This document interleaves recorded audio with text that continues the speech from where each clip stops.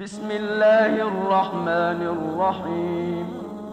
وہ جوان جو ہی پروان چڑھا ان فوان شباب آیا تو اس کی پیشانی سجدے کے تقدس سے مالا مال ہو گئی، اس کی آنکھوں میں حیا اور شرم کے پہرے آ گئے، اس کے خیالوں میں پاکیزگی آ گئی، اس کی زندگی کے شب و روز نیکی کے ماحول میں بسر ہونے لگے، اس کی راتیں ذکر الہی میں، تلاوت کلام مجید میں اور دن یاد الہی میں روزے سے گزرنے لگے۔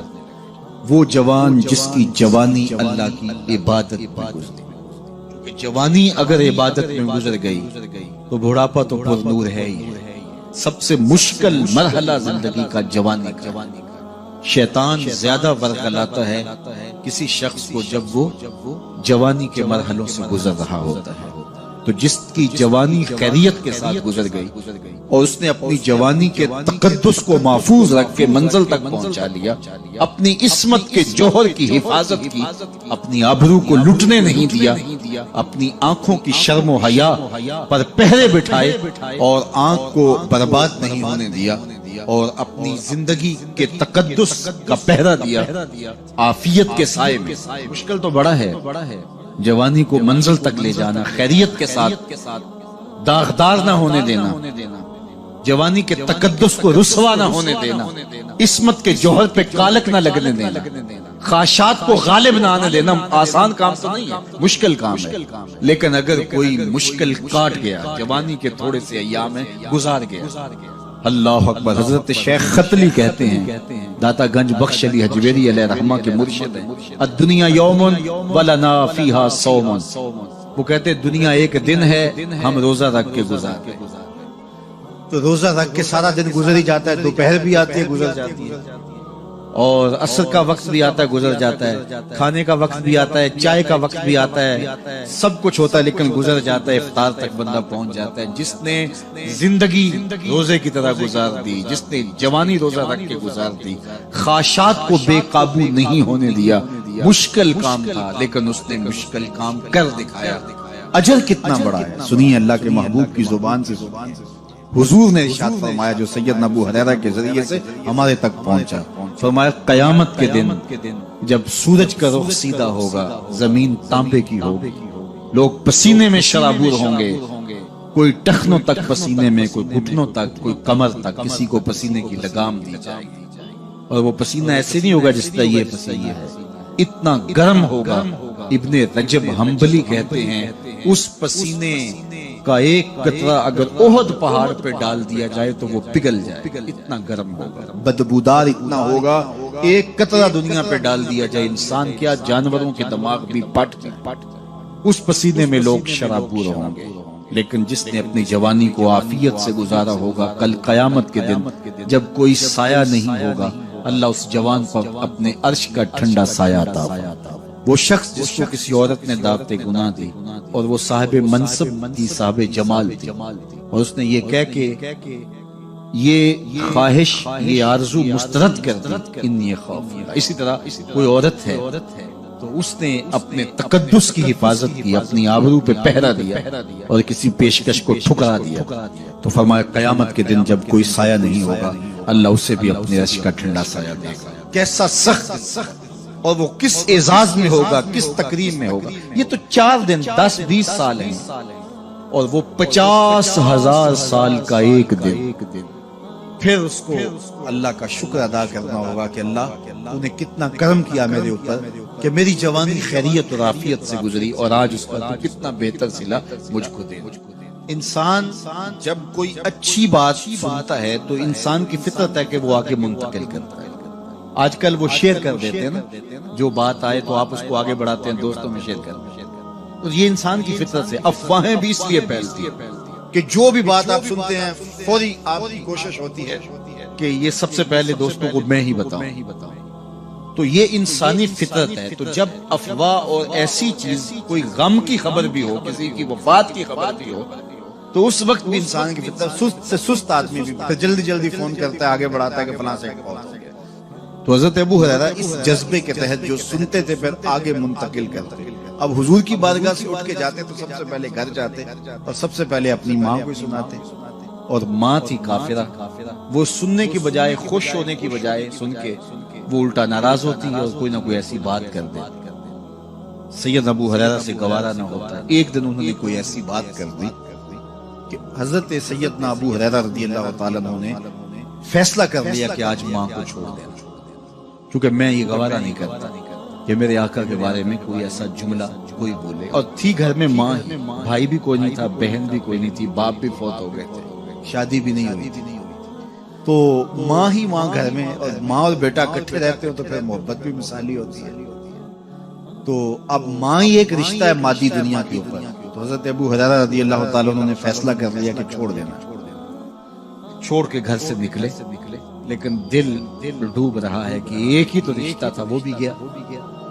افسردہ ہے، حضور کی خدمت میں پہنچے. دل و قلب و نگاہ کے مرشد اولین نے ابو ہریرہ کی اداسی دیکھی تو فرمایا ابو ہریرہ کیا بات ہے؟ تو حضرت ابو ہریرہ جس طرح بندہ پھٹ نہیں پڑتا تو عرض کی حضور میری ماں کی ہدایت کی دعا کر دیجیے. ساری کہانی 2 لفظوں میں بیان ہے، میری ماں کی ہدایت کی دعا کر دیجیے. حضور نے نہیں پوچھا کیا ہوا، کیا ماجرا ہوا، فوراً ہاتھ اٹھ گئے. اور لفظ کیا تھے؟ اللہم اہد ام ابی ہریرہ، اے اللہ ابو ہریرہ کی ماں کو ہدایت دے دے. ادھر انہوں نے بے چینی سے یہ بات کہی، ادھر حضور کے ہاتھ اٹھے. پھر ان اٹھے ہوئے ہاتھوں کو خالی تو موڑا ہی نہیں جاتا. اجابت کا صحرا عنایت کا جوڑا، دلہن بن کے نکلی دعائے محمد صلی اللہ علیہ وسلم. تو حضور علیہ السلام نے ہاتھ اٹھا دی، حضرت ابو ہریرہ نے دوڑ لگا دی. کسی نے پوچھا ابو ہریرہ آج بڑی جلدی ہے؟ کہا آج ہی تو دیکھنا چاہتا ہوں گھر پہلے میں پہنچتا ہوں یا حضور کی دعا پہلے پہنچتی. جا کے دروازے کو دستک دی، اندر پانی کے کھنکنے کی آواز آ رہی تھی جس طرح کوئی غسل کر رہا. آواز دی تو آواز آئی، بیٹا ابو ہریرہ ٹھہرو میں بھی آئی. کہا لہجے سے سمجھ گیا اس میں محمد عربی کی دعا بول رہی ہے. تھوڑی دیر کے بعد میری ماں آئی تازہ آثار وضو سے، اور غسل کی وجہ سے ان کے جو ہے وہ بالوں سے قطرے ٹپک رہے تھے اور لبوں پر میرے حضور کا کلمہ جاری. اللہ اکبر. سیدنا ابو ہریرہ تیرے مقدر پہ قربان. ایک سفر میں حضور علیہ السلام اور صحاب گامزن تھے کہ راستے میں قیام کیا تو ایک قبیلے کی صلح کروانے کے لیے حضور علیہ السلام تشریف لے گئے. وہاں کچھ تاخیر ہو گئی. صحابہ نے حضرت ابوبکر صدیق کو کہا کہ حضور رک گئے ہیں تو نماز کا وقت جا رہا ہے، آپ نماز پڑھا دیجیے. حضرت ابوبکر صدیق رضی اللہ تعالیٰ عنہ مصلی پہ کھڑے. اب نماز شروع ہوگی، ادھر سے حضور بھی پڑھا. تو آقا کریم تشریف لائے.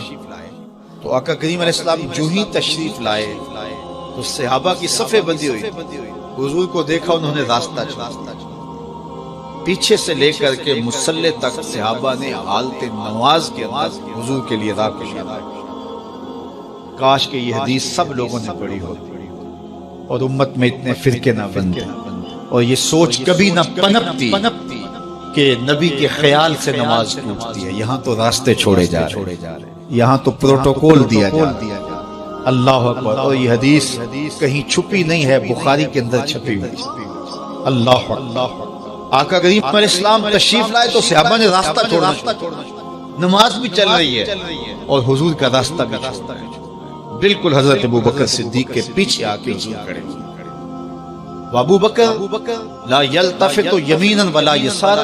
جب آپ نماز پڑھتے تھے تو نہ دائیں دیکھتے نہ بائیں دیکھتے، پوری توجہ انہماک وہ اپنی کیفیات کے جہان میں ڈوبے تھے اور حضور آ کے پیچھے کھڑے ہو گئے. صحابہ نے اپنے ہاتھوں کی پشت پہ ہاتھ مارا. مقعن و تصدیہ قرآن نے تالی لگانا، سیٹی مارنا یہ شیطانی اعمال ہے، لیکن ہاتھ کی پشت پہ ہاتھ مار کے متنبع کرنا یہ مختلف مواقع کے اوپر یہ جائز ہے. اب جب حضور آ کے پیچھے کھڑے ہو گئے اور صحابہ سمجھے کہ حضرت ابوبکر صدیق ایک استغراق کے عالم میں ہے، ایک کیفیت کے جہاں میں ڈوبے ہیں، تو انہوں نے اپنے ہاتھوں کی پشتوں پہ ہاتھ مارنا. تو حضرت صدیق اکبر سمجھ گئے کوئی غیر معمولی واقعہ ہوگا. دیکھا پیچھے حضور کھڑے تھے. اللہ اکبر. تو حضرت صدیق کوئی مصلی سے سرک کے پیچھے آنے لگے. تو آقا کریم نے اشارہ کیا نماز پڑھو. سیدنا صدیق اکبر اس کے باوجود پیچھے آ گئے. کبھی ہوتا ہے حکم اور کبھی ادب آگے ہوتا ہے. اللہ اکبر. حضرت سید علی المرتضیٰ رضی اللہ تعالی عنہ کو کہا نا حضور نے صلح حدیبیہ کے موقع پہ صلح نامہ لکھوایا جا چکا تو لکھا یہ محمد رسول اللہ اور قریش کی جانب سے ہے۔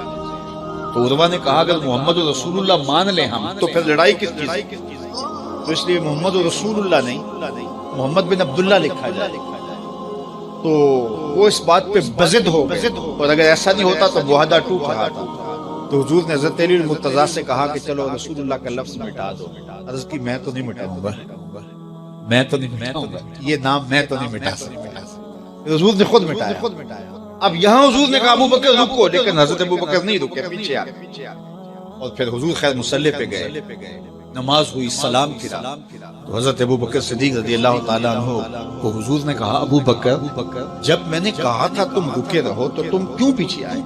تو سنو حضرت ابو بکر نے کیا جواب رضی اللہ تعالیٰ عنہ۔ کروڑوں سلام، لاکھوں عقیدتوں اور نیاز مندیوں کے خراج ان کی چوکھٹ پہ عرض کرنے لگے ما کانا لابن ابی قحافہ ان یؤم رسول اللہ صلی اللہ علیہ وسلم۔ حضور ابو قحافہ کے بیٹے کی جرأت کب ہوئی کہ رسول اللہ کے آگے کھڑا ہو کے نماز پڑھا؟ یہ ابو قحافہ کے بیٹے کی ہمت کب ہوئی کہ رسول اللہ کے سامنے کھڑا ہو کے نماز پڑھا؟ تو ادب پہلا کرینہ ہے محبت کے کرینوں میں۔ حضرت ابو بکر صدیق رضی اللہ تعالی عنہ نے اگر حضور علیہ الصلوۃ والسلام کی اطاعت اور حضور کی محبت، ادب، فرما برداری اور جانثاری کے انوکھے باب رقم کیے ہیں، لیکن حضور نے بھی ان کو جو اعزازات دیے۔ ایک خاتون آئی مسئلہ پوچھنے، آقا کریم نے فرمایا پھر آ جانا۔ اس نے کہا پھر آؤں اور آپ نہ ملے تو کہا میں نہ ملوں ابو بکر تو ملیں گے نا۔ اللہ اکبر۔ تو اپنے بعد اشارہ دے دیا ان کی طرف کہ میرے بعد میرا نائب ابو بکر ہے۔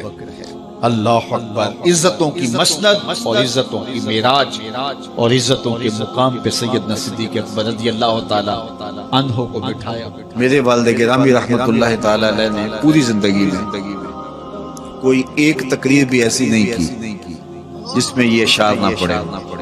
جب وہ خطبہ پڑھتے تھے تو خطبہ پڑھنے کے بعد یہ اشعار پڑھا کرتے تھے جس میں اس کی کیفیت ہے کہ جو حضور کے شہر میں جانے کے لیے تڑپتا ہے۔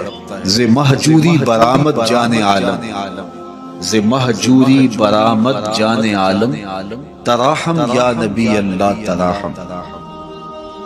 کہ عرض کی جا رہی حضور آپ کی جدائی میں پورے جہان کی جان نکل رہی۔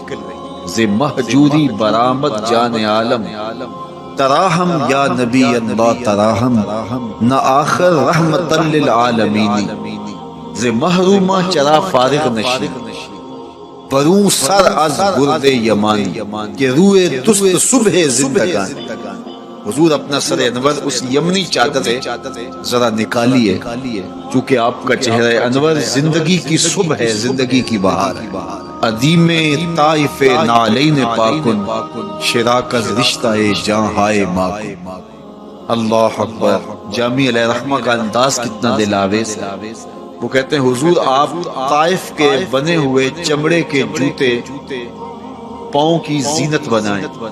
آپ جوتے جو پہنے وہ طائف کا مشہور چمڑا ہو اور اس کے بنے ہو۔ شراکز رشتہ جاں ہائے ماکن، اور اس کے اندر جو تسمے ڈالیں وہ جامی کی جان کے ڈالیں، جامی کے چمڑے کے نہیں، جامی کی جان کے تسمے ان نالین میں ڈالیں جو آپ طائف کے بنے ہوئے نالین زیب تن کریں۔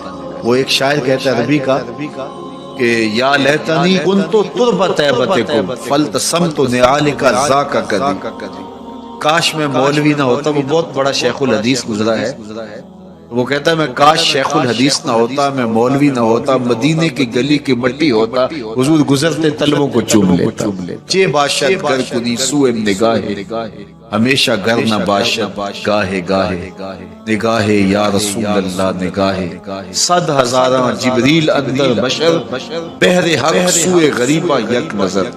یا رسول اللہ انظر حالنا، یا حبیب اللہ اسمع قالنا، اننی فی بحر غم مغرق خذ یدی ساحل لنا اشکالنا، یا صاحب الجمال و یا سید البشر من وجهک المنیر لقد نور القمر، لا یمکن الثناء کما کان حقہ، بعد از خدا بزرگ توئی قصہ مختصر۔ ساری کہانی آ کے یہی ختم ہوتی ہے۔ تو یہ میری اور آپ کی سعادت مندی ہے۔ اللہ کی توفیق سے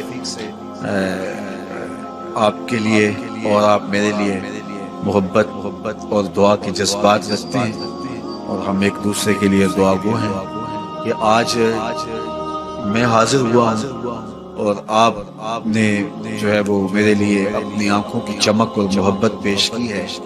اللہ یہ دن آپ کو بھی نصیب کرے۔ ناظرین، اسلامی واقعات اور اللہ رب العزت کے برگزیدہ بندوں کے حالات کے بارے میں آپ کو حسنین ٹی وی سے معلوماتی ویڈیوز ملتی رہیں گی۔ ویڈیوز اچھی لگے تو چینل کو سبسکرائب کریں، بیل آئیکن کو پریس کریں تاکہ آپ کو ملتی رہیں نئی سے نئی ویڈیوز کا نوٹیفیکیشن۔ لائک اور شیئر بھی کریں تاکہ آپ کے حلقہ احباب میں لوگ اس سے مستفیض ہو سکیں۔ اور سارا خیال رکھیں اپنا اور اپنے پیاروں کا۔ اللہ رب العزت ہم سب کو اپنے حفظ و امان میں رکھے، آمین ثم آمین، والسلام۔